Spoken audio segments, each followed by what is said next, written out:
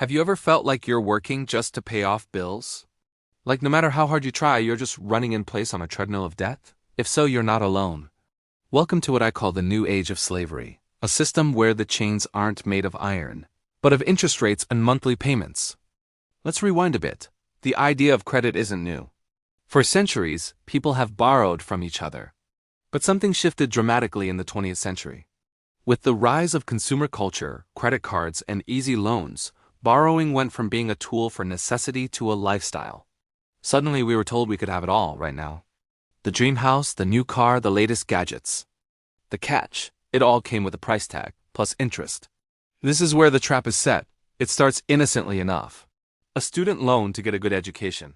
A car loan to get to work. A credit card for emergencies. These all sound responsible, right?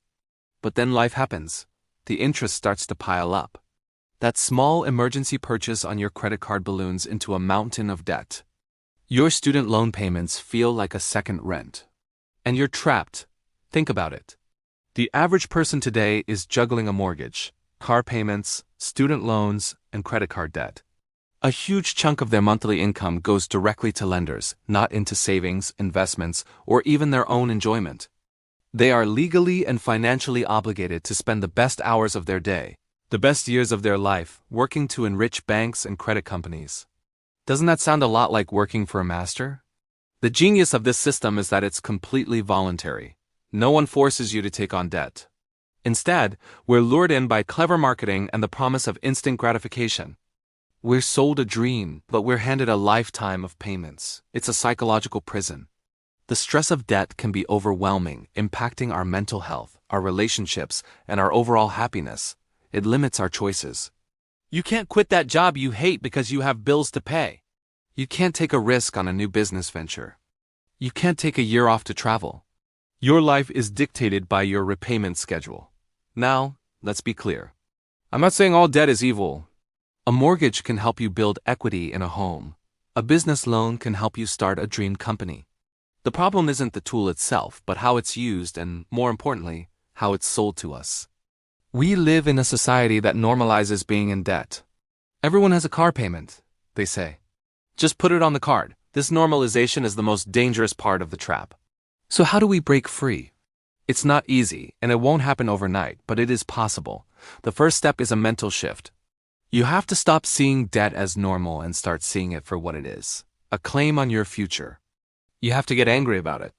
You need to declare that your income belongs to you, not to the banks. Next, you need a plan. This means creating a detailed budget. You have to know exactly where every single dollar is going. No exceptions. This can be a real eye-opener. You might be shocked to see how much you re-spending on subscriptions you don't use or on dining out. This isn't about depriving yourself of all joy. It's about being intentional with your money. Once you have your budget, you can start attacking the debt. There are a couple of popular methods. The debt snowball method, popularized by Dave Ramsey, involves listing your debts from smallest to largest.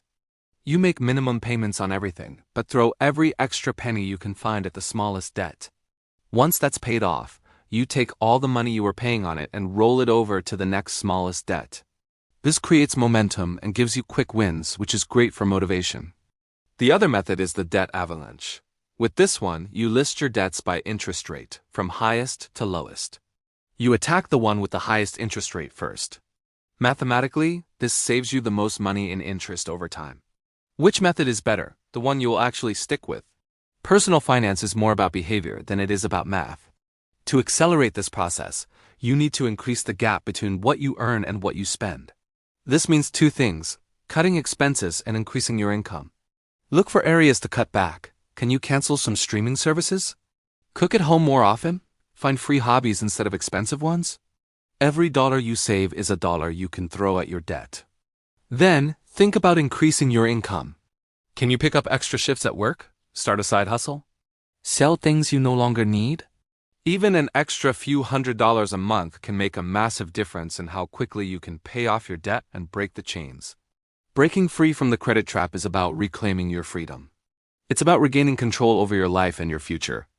Imagine a life with no car payment, no credit card bills, no student loan payments. Imagine your entire paycheck being yours to decide what to do with. You could save for retirement, invest, travel, give generously, or work less. That's true financial freedom. It's a long journey and it requires discipline and sacrifice. But every person who has done it will tell you the same thing. It's absolutely worth it. You are not destined to be a slave to debt. You can break free one payment at a time. It's time to take back your life. Thanks for watching. If this video resonated with you, give it a like and subscribe for more content on taking control of your finances. See you in the next one.